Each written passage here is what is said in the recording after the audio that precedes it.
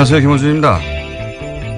국가보훈처는 어제 감사 결과를 발표하고 박승춘 전 보훈처장을 수사 의뢰했습니다. 총선과 대선 직전 박정희 유신 독재에 저항했던 민주화운동을 빨갱이 책동이라고 교육하는 DVD를 국정으로부터 받아 배포하고 청와대 지시와 정경련의 지원을 받아서 세월호 특조위 해체 시위와 같은 관제 데모에 동원됐던 고엽제 전후에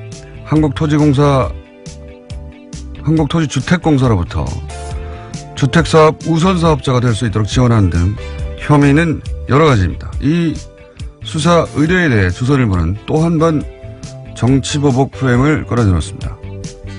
이전 정권은 선거 패배와 정권 교체로 국민 심판을 받았고 그 이상 엄중한 심판이 없는데 직성이 안 풀려 다 감옥에 보내면 정권이 다시 바뀌면 그대로 보복당할 것이다. 조선일보 이야기입니다. 조선일보는 엄정한 법 집행과 법 질서 확립을 주장하는 무수한 사설을 그동안 써왔는데 정작 보수가 그 엄정한 법 집행의 대상이 되자 갑자기 봐줘야 한다는 거죠. 박 전 처장의 비의혹이 정권 교체됐다고 저절로 없던 일이 됩니까? 아예 없는 제도 만들어내서 생사람을 간첩으로 만들어냈던 세력이 할 말이 아니죠. 적폐 수사 때마다 빠짐없이 등장해서 정치보복이라고 외치며 정권이 다시 바뀌면 보복당할 거라고 저주하고 협박하는 조선일보. 이게 제가 할 말은 한마디입니다. 시끄럽다. 김원준 생각이었습니다.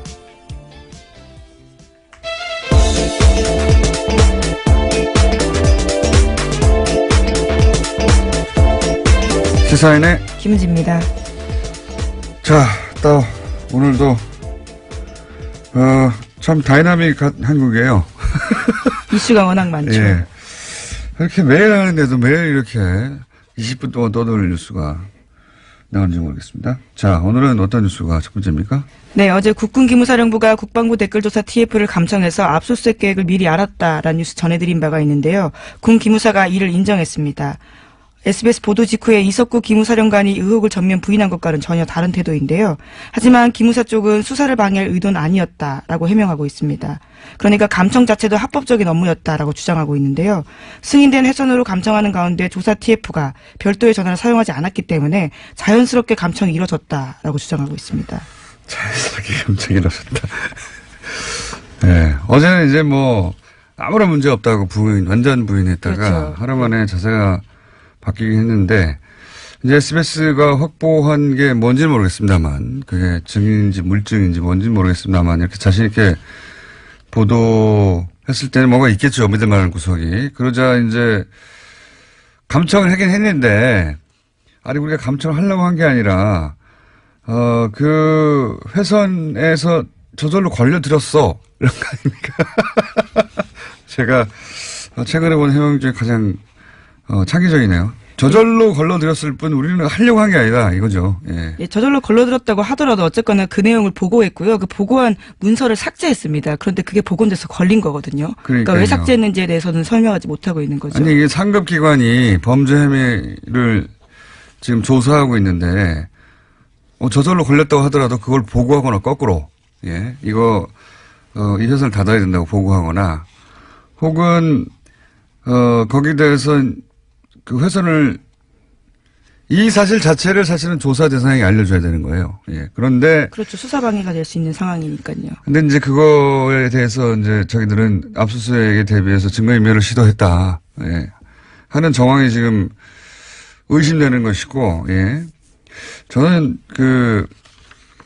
군 관련 특히나, 예. 군 관련은 군에 이 수사를 맡기면 안 되겠다 하는 생각을 다시 한번 하게 되는 것이 이게 국정원 TF 때하고는 또 다른 것이요. 국정원 TF도 비슷한 구조로 했거든요. 예. 위원회 만들어서. 지금 국방부 TF가 하는 거 아닙니까 이게? 예, 그렇죠. 지금 거기서 먼저 하고 있는 겁니다. 네. 근데 기억을 되돌려 보면 국정원 때는 중간중간에 발표하고 중간중간에 수사 의뢰하고 이런 일이 이루어졌었어요. 근데 이제 국방부 TF는 수사 의뢰가 한 건도 없지 않습니까? 네, 오늘 아침 한겨레 신문이 그렇게 보고했는데요. 자체 조사를 통해서 수사 의뢰하거나 관련 자료를 검찰에 보낸 적도 없다라고 합니다. 심지어 검찰의 자료 요청에 대해서 보안 등의 이유로 거절당하는 사례가 많았다라고 합니다. 그리고 제일 제가 어처구니 없는 게 예를 들어 수사관이 가요. 그러면 가장 먼저 하는 게 요즘은 그 하드를 뜬다고 하죠. 예, 디지털 증거들이 워낙 많아서요. 문서를 다 거기서 하고 하는 게 요즘 누가 손을 씁니까? 예. 하드를 뜨는 이미징 작업을 해야 되는데 아예 이미징을 못하게 하니까 그 옆에 서가지고 거기서 압수수색을 해도 이미지를 뜨는 게 아니라 그 PC에 앉아가지고 검색하고 있어요. 검색. 예, 이렇게 그렇죠. 해서 그 안에 있는 모든 문서 혹은 뭐 이름을 바꿨을 수도 있고요. 또는 그 파일을 그 암호화해서 숨겨놨을 수도 있고요. 이게 어떻게 조사가 됩니까? 그 자리에 앉아가지고. 게다가 남의 PC에 앉아가지고 그 남의 PC 구조가 어떻게 되는지도 모르는데 검색을 해서 찾아가라는 거거든요. 말도 안 되는 거예요. 그런 방식의 압수수색밖에 허용하지 않고 있거든요. 상급기관이 왔는데, 그래서 기무사령부도 댓글 활동에 관여했다고 하는 이야기는 한 달 전에 나왔는데 지금까지 조사가 이루어진 게 없어요, 제대로. 네, 압수수색도 겨우 한 달 지나서나 했다고 하는데요. 말씀처럼 이미징, 그러니까 복제도 못하게 해서요. 그런 식으로 현장에서 곤혹스러운 상황이라고 합니다. 그리고 나서 이 국방부 TF 또 군인이거든요. 게다가 이 사람들이. 군인이 가서 군인을 조사하는데 군인들이 거부하는 거예요.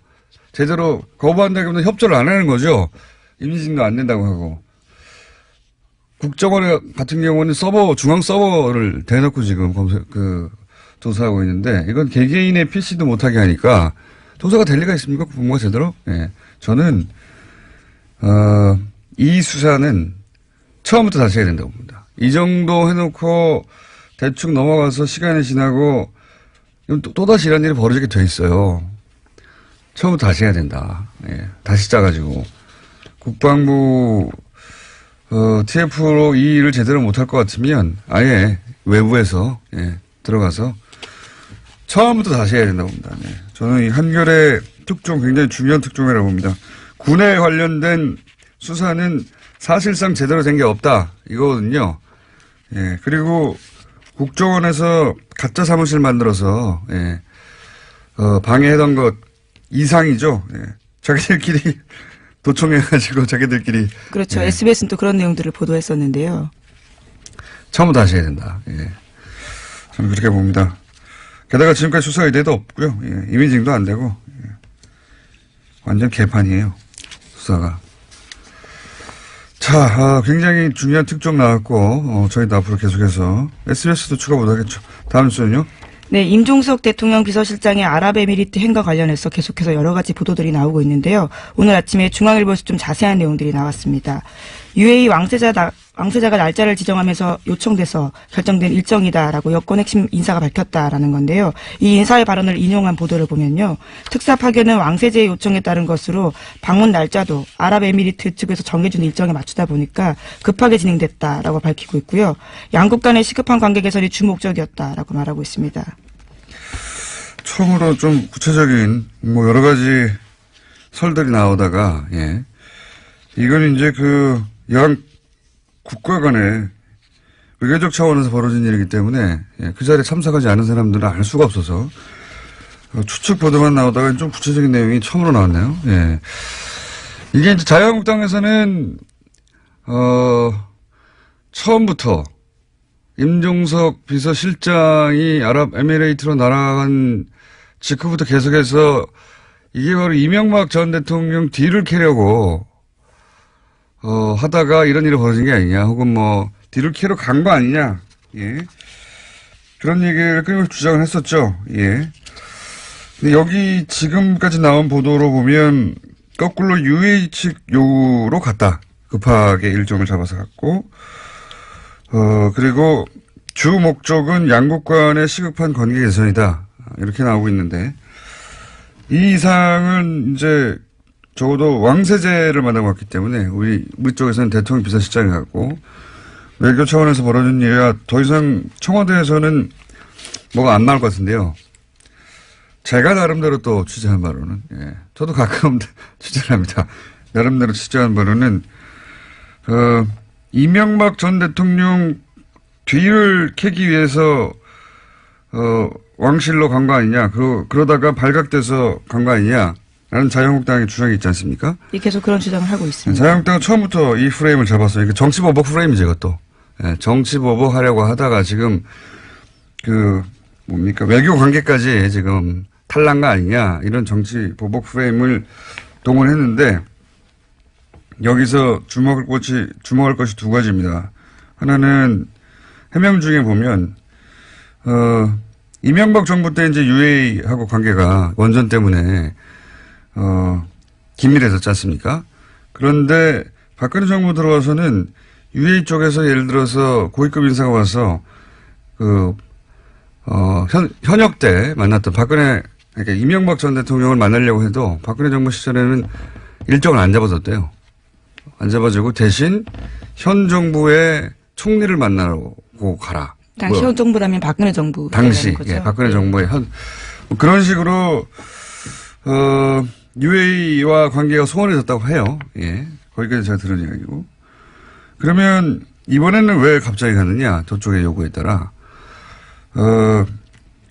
그거는 결정적인 사건이 뭐였냐면 이명박 전 대통령이 갑자기 바레인에 가잖아요.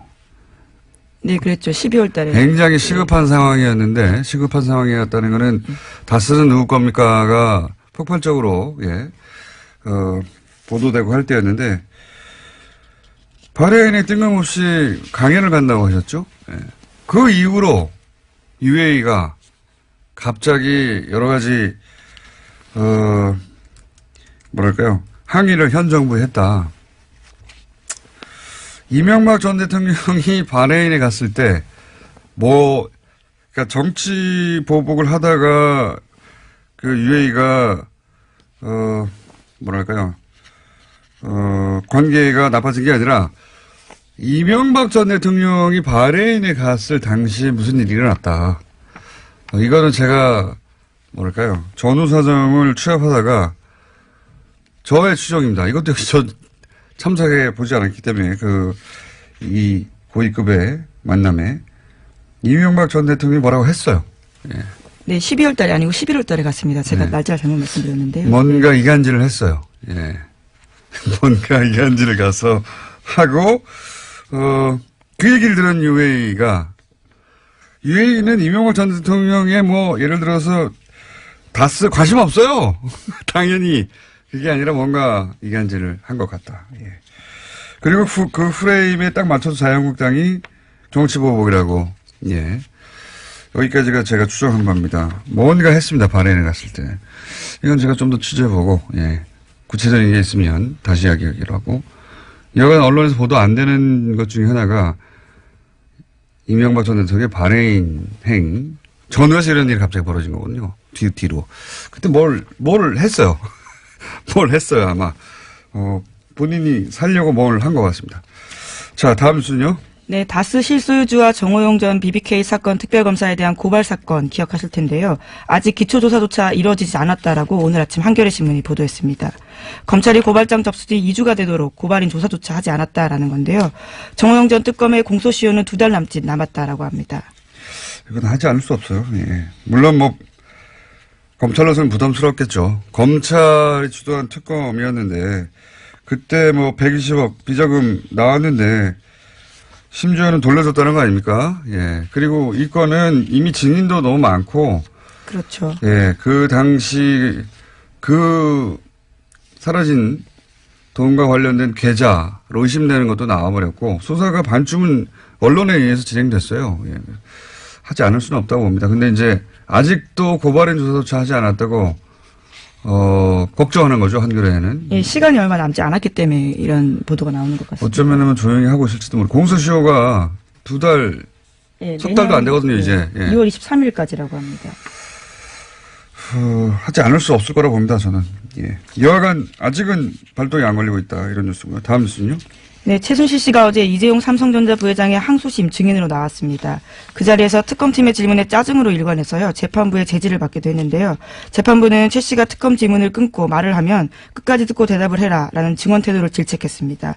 최 씨가 특검에게 오히려 질문을 할 때에는 오늘은 특검 질문에 증인이 대답하러 나온 자리다라면서 언성을 높이기도 했습니다. 최순실 씨 발언은 전달할 필요가 없어요. 예, 다 부인이거나 말도 안 되기 때문에 그 공판에서 인정은 딱 하나죠. 왜냐하면 통화 내용이 있기 때문에. 네, 박근혜 전 대통령과 통화한 내용이요. 예. 근데 이제 거기 보면 2개월치밖에 거기는 없는데 어제 제출된 것은 거기 보면 2개월 동안 문자를 한 번도 하지 않고 오로지 통화만 260번 가까이 했습니다. 260번 가까이. 그러니까 이게 이제 날짜로 나눠보면 하루에 4번 이상 했단 말이죠. 4번 이상 했는데 생각해보면 사람이 깨있고 활동하는 시간이 한 12시간 주로, 예, 보다 보면 3시간마다 한 번씩 전화한 거예요. 하루. 매일매일, 주말도 없이. 이게 친해서 할 수 있는 통화의 주기가 아니거든요. 이건 단순히 친한 게 아니고 매일매일 어떤 업무가 있었던 겁니다. 대통령과 최순실 이 당시에 처리하거나 논의해서 결정할 업무가 있으니까 매일 3시간 간격으로 계속 통화하죠. 하루에 4번 이상씩. 이게 어떻게 단순 안무, 3시간마다 안보가 궁금합니까? 하지만 최순실 씨는 어제 사적 대화였고 업무 관련 얘기는 없었다라고 주장하고 있긴 합니다. 이렇게 말하는 건 다 뒤집어서 생각하시면 되는데, 예. 이건 업무 진행, 업무 전화죠. 업무 전화. 그걸 매일 한 겁니다. 하루에 3시간에 한 번씩. 본인도 이렇게 이야기하긴 했는데요. 260번 가까이 한지는 모르겠지만 자주 할 수도 있지 않느냐라는 이야기했습니다. 그 자주가 통상의 범죄를, 이거는 뭐, 연애에 불타는 사람들도 이렇게 할 수는 없어요. 예. 만약에 연애로 3시간에 한 번씩 매일매일 이렇게 온종일 1년 내내 한다면 미친 거죠. 업무였다. 자, 다음 순요. 네, 지난 정부에서의 문화계 블랙리스트가 감사원 결과보다 6배 이상 많다라는 발표가 나왔는데요. 그러니까 2,670건에 달한다라는 겁니다. 문화체육관광부 산하의 민간합동 진상조사위에서 어제 발표한 내용인데요. 이것도 중간조사 결과에 불과합니다. 여기에는 새로운 작품들이 또 들어가 있는데요. 최승호 MBC 사장의 다큐멘터리 자백, 장강명 작가의 소설 한국이 싫어서 등이 포함됐습니다. 이게 이제 국정원 아이오 정보관이 와서 요구했다는 거 아닙니까? 예를 들면 영화하나 같은 경우는 영화진흥위에 와가지고. 예. 네, 구체적인 진술도 있습니다. 국정원 비판한 내용이 있기 때문에 가장 큰 문제가 된다. 이렇게 이야기했다고 합니다. 그런데 이것도 역시 진상조사위 외부에서 만들어진 위원회가 감사원 결과보다 더 많이 밝혀내고 있거든요. 국방부도 마찬가지입니다. 예. 국방부 무슨 용관의 통뼈입니까? 다 대한민국 내부에 있는 감시를 받아야 되는, 네. 군이라고 해서 다 빠져나가고 하면 안 되는 거, 절대 안 되는 거죠. 그래서 숨어서 그런 것만 조직 만든 거잖아요. 거기가 안에 숨겨가지고 군에 그 특성을 이용해서 처음부터 다시 시작해야 돼요. 예. 어쨌든 감사원 감사 결과보다 몇 배나 많은 숫자가 있더라. 예, 국정원이 그렇게 했다. 뉴스고요. 예. 자, 시간이 별로 없기 때문에 리얼도 있고, 자. 네, 제목만 말씀드릴까요? 제목만 해도 우리가 제목만 말하고 끝나진 않잖아요. 네. 잘 골라서 예. 하나 두 개 정도 얘기해 주세요. 네, 삼성 이건희 회장의 차명 계좌에 대해 과세해야 한다는 정부의 자문기구 결정이 나왔는데요. 삼성 특검 수사에서 드러난 차명 계좌 양만 4조가 넘습니다. 이에 대해서 처음으로요, 정부가 이것을 과세해야 된다라고 밝힌 겁니다. 이것도 위원회예요. 그렇죠. 금융위는 사실상 삼상편이었거든요. 예. 과세의 액수가 결국 금융위의 주장대로 하자면 얼마 되지도 않는 4조 4천억 전체 대상이 아니라 이었는데 역시 여기도 마찬가지로 외부 금융위가 그거 아니다. 자문기구죠, 자문기구. 예, 정부 자문기구인데요. 금융행정혁신위원회에서 결정했습니다. 위원회, 금융위는 정부 당국은 금융당국은 삼성 편의 결정에 가깝게 했다면 위원회가 나서서 그거 아니지 않냐고, 예. 국방부 다시 해야 된다니까요, 이런 식으로. 예. 그래서 삼성에 대해서 제대로 과세하라는 위원회 결정이, 권고사항이 나왔고요. 예. 하나만 더 하면, 네, 바른정당과 합당을 추진하는 국민의당 그거요? 안철수 대표가 어제 긴급 기자회견했습니다. 연말까지 전체 당원 투표로 합당 여부를 결정하자라고 제안했고요. 부결되면 당대표에서 물러나겠다라고 밝혔습니다. 그렇군요. 이건 저희가 이제 2부, 3부 연속으로 인터뷰가 있기 때문에 구체적인 내용은 뭐 각자 찬성파와 반대파 얘기를 들어보면 될 것 같은데, 근데 이제 이 보도를 하면서 이 합당 시도죠, 사실은. 예. 이 통합은 원래 같이 있다가 헤어졌다가 다시 만날 때 그런 표현을 쓰는 게 적합한 것 같고, 이건 서로 완전히 다른 당이 합당하는 거죠. 합당 시도라고 보는데, 저는 이 합당 시도의 성격 규정을 안 해줘서 저 나름대로 성격 규정을 해보자면, 성격 규정이 제일 중요한 것 같은데, 이거는 보수 재편이죠. 보수 재편. 보수를 재편하고자 하는 큰 프로젝트의 첫 부분이 실행되고 있다. 저는 그렇게 성격 규정하는데, 왜냐하면 국민 발은 각각 39석, 11석 합치자, 그런 당대당 합당 시도, 그런 계획이라면 이렇게 안 하죠. 왜냐하면 보통 합당은 몸집 부풀리기거든요. 예. 근데 11석, 39석이 지금같이 진행돼서는 그대로 유지되기 어렵단 말이죠. 오히려 거꾸로 당이 쪼그라들 수도 있어요. 합당을 해놓고 원래 당보다 숫자가 줄어들면 합당할 이유가 없잖아요. 그러니까 이건 당대당 합당의 차원에서 보면 안 되고, 그렇게 해서 그리고 있는 목적하는 뭐가 뭐냐. 보수 재편이라고 하는 큰 프로젝트의 일환인데, 여기서 이제 중요한 건 안철수 대표 혼자서 그런 큰 프로젝트를 다 할 수 있느냐? 없거든요. 당연히. 사실은 그런 큰 프로젝트에 포함될 사람, 저쪽에서도 유사한 그림을 그리는 사람들이 있고, 그 이해하고 안철수 대표 이해가 맞아떨어진 거다. 정치가 혼자 되는 게 아니기 때문에. 그런 관점에서 이 시도를 봐야 한다. 뭐, 정치에서 만나고 헤어지는 건 다반사인데, 이 만남과 헤어짐의 성격은 그렇게 보수 재편이라고 하는 프로젝트에 안철수 대표와 또 저쪽에서 그런 시도를 하는 사람들이 있겠죠. 이해가 맞아떨어진 것이다. 그리고 이 합당 시도를 그래서 어떤 프레임으로 보수가 보도하느냐를 보면, 뭐랄까요. 이 합당 시도의 성격 규정을 다시 한번 할 수 있어요. 원래 프레임이라는 게 단어 선택부터 시작되는 거거든요. 서민 행보 홍밥이라고 하면 딱 프레임이 잡히는 거잖아요. 근데 이 합당 시도를 대단히 여러 가지 단어로 보도할 수 있습니다. 예를 들어서 무리수, 강행, 또는 파국, 뭐 이렇게 보도할 수도 있고요. 지금 대부분은 정면 돌파, 승무수 이렇게 보도하거든요. 예. 사실은 단어 선택부터 안철수, 보수 매체들이 특히 안철수 대표의 선택을 긍정적으로, 긍정적인 언어로 보도하죠. 예. 얼마든지 정반대로 보도할 수 있습니다. 문재인 대통령이 야당 반대하는 인사를 임면할 때 대통령 임명권임에도 불구하고 어떻게 보도했습니까? 강행이라고 보도하죠. 정면 돌파라고 보도하는 언론 찾아보세요. 없어요. 강행이라고 했지. 여기 강행의 뉘앙스는 부정적이거든요. 이 시도도 그렇게 부정적으로 보도할 수도 있는데 정면 승부 아니에요, 지금.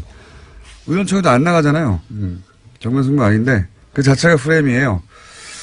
옳다 그러다가 아니라 어떻게 각 진영의 이해가 반영되느냐 하는 관점에서 보면 이 시도의 밑그림, 진짜 성격 같은 거를 규정할 수 있는데 저는 그래서 보수 재편의 시도다, 재편의 시도다. 그렇게 성격 규정하는 게 맞다. 라고 저는 봅니다. 여기까지 하겠습니다. 네. 지금까지 시사인 김은지였습니다. 감사합니다. 네, 바로 이어서 목요일은 항상 준비된 리얼미터. 자, 리얼미터 권순정 조사분석실장 나오셨습니다. 안녕하십니까? 안녕하십니까? 자, 지난주 이후로 큰 이벤트가 있었습니다. 중국을 방문했던.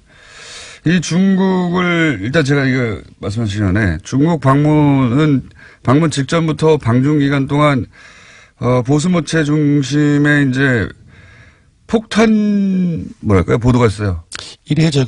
이례적인 부정적인 보도가 집중되어 있었습니다. 대통령, 이제 여론조사 기관에 계시니까 잘 아시겠지만 대통령 순방은 무조건 긍정적인 효과를 냅니다. 네. 예. 뭐 자연스럽잖아요. 국내 시끄러운 정치 현안을 떠나가지고 네. 해외에 가가지고 좋은 그림 막 나오고 대통령끼리 만나고 밥 맛있는 거 먹는 네. 것 같고. 그래서 거의 요번에 엇나간 게 네. 거의 제가 기억하기로는 요번에 거의 처음이 아닌가. 제가 알기로도 어제도 한번 말씀드린 것 같은데 대통령 순방이 거꾸로 부정적인 영향 여론에 낸 것은 제가 기억하기로는 처음이에요. 근데 이제 그게 그래서 제가 계속 악의적이라고 했는데 순방 첫날부터 계속해서 부정적인 보도만 쏟아냈거든요. 보수 매체에서 혼밥 이거 시작해가지고 엄청난 숫자의 부정적인 보도, 홀대, 혼밥을 네. 보수 매체가 정말 폭포수 같이 쏟아냈어요. 선전적인 단어 뽑기가 상당히 많이 나온 것 같습니다. 실제 그래서 이제 저는 방중 기간 동안은 뭐가 뭔지 모르는 채 아마 일반인들이 이 혼밥과 홀대 보도를 엄청나게 흠뻑 젖었죠. 예. 종편도 말할 것도 없고요. 그래서 이제 지지율이 실제 타격을 입었죠. 네, 실제 타격이 입었습니다. 최근 3주 동안에 조금씩 하락을 해서 73%에서 지난주에는 68.6%로 떨어졌습니다. 예. 근데 이제 이게 시간이 지나고 좀 여유를 갖고 그 보도를 되돌아보고 사실관계를 유권자들 시민들이 확인해보고 그러면서 이게 다시 상승할 거라고 전 예상했었거든요. 어떻습니까? 네, 소개해드리겠습니다. 이번 주에는 금방 말씀드린 것처럼 최근 3주 동안 하락세가 멈추고 지난주에 지지율을 유지했습니다. 0.1%포인트 상승했고요. 68.7%입니다. 부정평가는 0.3%포인트 하락해서 25.4%입니다. 오히려 하락했군요. 이제 다시. 그 일간으로 보면 월요일에 67.7%로 지난주 금요일에 많이 떨어졌지만 지난주 금요일에 비해서는 소폭 상승한 그 수치이고요. 화요일에는 69.1% 그리고 수요일에는 68.1%로 살짝 떨어졌습니다. 그러니까 이제 그 소위 방중 관련한 부정적인 보도가 폭포수처럼 쏟아지면서 떨어졌다가 다시 오히려 방중이 끝나고 나서 중국 방문 성과에 대해서 조금씩 올라가고 있다. 예, 언론 보도 경향을 보면 지난주 주말을 경과하고 월요일까지 조금씩 방중 성과에 대한 내용들이 보도량이 조금씩 늘어났고요. 그리고 야당과 언론 일부의 이제 그 중국 방문에 대한 부정적인 보도에 대한 이 자체가 공정한지 공정하지 않은지 논란도 월요일에 많이 SNS를 통해서 돌았습니다. 그런 보도는 저희밖에 안 했어요. 집중적으로. 예. 이거 홀대론 자체가 거짓말인 것 같다. 혹은 제대로 보도하지 않은 것이다. 악의적인 프레임이다라는 보도는 집중적으로 한 것은 저희밖에 없긴 한데, 여하간, 이제 하강 곡선을 그리다가 방중 기간 동안 오히려 이제 방중이 끝난 다음에 조금씩 다시 회복되고 있다 이런 얘기네요. 네, 그렇습니다. 그 화요일에는 이제 평창 동계올림픽 홍보 행사에 거의 하루 정도를 다 빼서 트레인 원이라든지 MBC 미국 MBC 인터뷰 보도라든지 이에 대한 이와 관련한 보도가 상당히 많이 확대되었었고요. 또 어제는 조금 떨어졌는데 오늘 이제 조간에서도 일부 조간 사설에도 일부 나왔던데 평창 올림픽 기간에 한미 연합훈련의 연기 검토한다는 소식이 나왔었죠. 이런 뉴스를 항상 노년층에서 싫어하죠, 보수층에서. 한미연합훈련을, 평창 올림픽 때문에도 연기하자고 해도 무조건 싫어하는 경향이 좀 있습니다. 근데 전 한편으로 지금까지 현 정부는 2번 정도의 이 보수 진영 매체에 폭탄을 맞았거든요. 한 번은 이제 북핵, 그리고 이번엔 방중, 예. 2번의 집중적인 폭격을 받았는데, 그러니까 이 현 정부가 소위 그렇게 폭격을 집중적으로 당했을 때 입을 수 있는 그 지지율의 하락의 정도를 저는 그 두 사례를 보고 이제 가늠해 볼 수 있다고 보는데, 그게 한 60% 중반까지 에서 저지가 돼요, 보면. 네, 맞습니다. 지난 9월 3일 그 북핵 이후에 계속 떨어져서 한 67%까지가 최저치로 떨어졌거든요. 네. 그리고 요번에도 떨어진 것이 지난주에 68.6%인데 사실상 상당히 많이 지금까지 하락한 최저선이 한 60%대 중후반대, 중반이라기 하기는 좀 그렇고 중후반대가 아닌가 싶고요. 굉장히 어떤 의미에서 놀랍기도 합니다. 저지선이. 예, 왜냐하면은 지지층의 저지선. 지난 정부 박근혜 대통령 국정수행 지지율 최고치가 주간 집계로 67.0%입니다. 그쪽 그런 것들을 최저치하고 감안을 이쪽 하면 최저치하고 예, 차이는 있지만 그래도 전반적으로 그 최저치하고 지금까지의 최저치보다 이전 정부의 최고치보다 높다는 것은 조금 생각해 볼 부분이 있는 것 같습니다. 지지층을 굉장히 단단하게 결속한다. 왜냐하면은 이런 일이 있으면 다시 또 지지층 결집을 해요. 네. 이탈도 하지만. 네네. 예, 지지층 결집도가. 그러니까 이번 주 같은 경우는 여전히 이제 대구 경북이나 60대 이상 그리고 안보 문제에 조금 더 강경한 경향을 보이고 있죠. 진보적인 성향을 가지고 있다 할지라도 20대에도 빠졌고. 예. 근데 하지만 이제 세부 분석을 해 보니까 문 대통령의 그 핵심 지지층은 민주당 지지층이나 19대 대선에서 그 문재인 대통령을 찍었던 사람들이거든요. 이쪽에서의 지지율은 거의 변동이 없거나 그리고 이번 주 민주당 지지층에서는 오히려 소폭 올랐습니다. 그래서 뭐 결집세를 역결집을 보이고 있다라고는 분석하기는 좀 힘들지만 이러한 어떤 부정적인 보도가 확대되는 과정 속에서도 핵심 지지층은 거의 변화가 없다라고 볼 수 있을 것 같습니다. 이게 이제 보수층에서 그 보수 세력에서 이제 공략하기 굉장히 어려운 포인트가 이런 거죠. 그렇습니다. 예. 그러니까 분명히 폭탄을 쓸 수 있는 걸 다 썼는데 예, 더 이상 하락하지 않는 거. 왜냐하면 핵심 지지층의 전체적인 어떤 규모가 상당히 이제 넓다는 거죠. 그렇기 때문에 전체 지지율도 이런 상황에서도 많이 빠지지 않는 것 같습니다. 자, 정당 지지율은 수치만 간단하게 짚고요. 매번 뭐 0점 몇 이런 수준이기 때문에. 예, 정당 지지율은 원내 주요 정당, 그러니까 4당이 정의당을 제외하고 일제히 하락세를 보였습니다. 수치를 알려드리면 민주당은 0.8%포인트 하락해서 51.1%이고요. 한국당은 지난 3주 동안에 조금씩 올랐는데 이번에는 0.2%포인트 하락해서 18.5%입니다.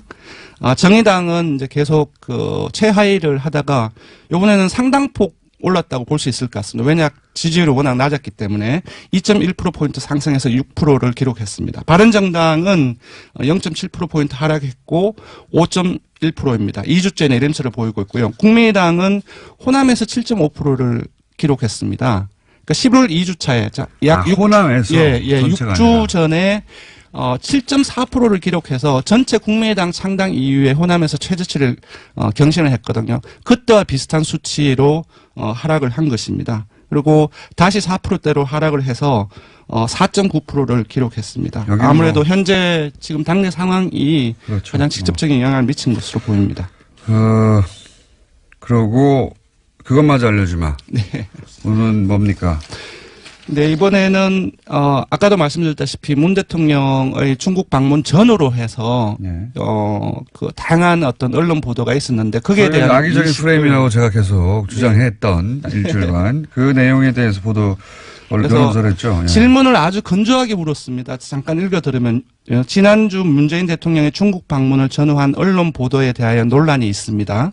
선생님께서는 문 대통령의 중국 방문 관련 언론 보도에 대해서 어떻게 생각하십니까? 이렇게 물었습니다. 우리 언론이 문 대통령 중국 방문을 어떻게 했느냐. 왜냐하면 질문의 공정성이라는 말이 들어가면 공정성이라는 말 들어갔다는 그 자체로 불공정했나라는 편견을 가지고 싶기 때문에 그냥 아예 질문에서 그런 부분들을 완전히 빼고 다 건조하게 처리를 했습니다. 언론 보도에 대해서 어떻게 생각하느냐. 네, 그렇습니다. 그랬더니 예. 불공정했다라는 응답이 67.9%가 나왔고요. 반면 공정했다는 응답은 20.9%로 3배 이상이 불공정했다는 인식이 많은 것으로 나타났습니다. 사람들도 아는 거예요. 예. 예. 이건 그냥 뉴스공장 청취층을 대상으로 한 게 아니고 그렇습니다. 일반 여론조사를 한 거거든요. 예. 그리고 조금 더 볼 것은 전혀 공정하지 않았다. 그러니까 아주 강하게 불공정성에 대한 비판 의식을 가지고 있는 사람들이 42.4%나 된다는 겁니다. 예. 네, 그렇고 세부적으로 보면 요거는 조금 중의적으로 봐야 되는데요. 자유한국당 지지층이나 보수층 60대 이상, TK, PK, 영남권을 포함해서 모두가 불공정했다라는 인식이 지배적이거든요.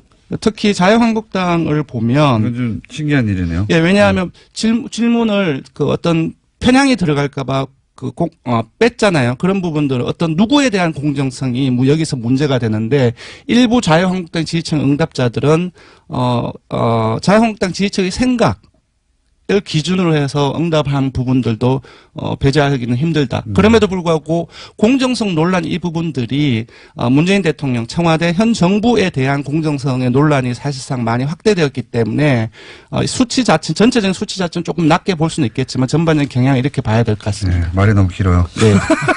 단순하게 합시다. 그러니까 네. 중국 발로 언론 보도가 불공정했다가 67.9%고 공정했다가 20.9%. 네, 그러니까 그렇습니다. 굉장히 이례적인 겁니다. 예.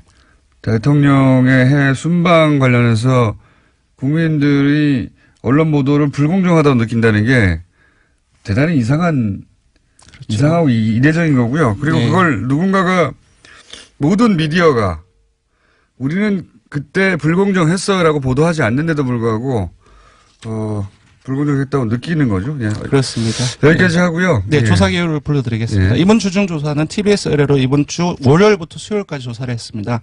전국 19세 이상 성인 1,508명을 대상으로 했고요. 유무선 전화면접과 자동응답 혼용 방식으로 실시했습니다. 표본 오차는 95% 신뢰 수준 플러스 마이너스 2.5%포인트, 응답률은 4.3%였습니다. 리얼미터 권순정 조사분석 실장이었습니다. 고맙습니다.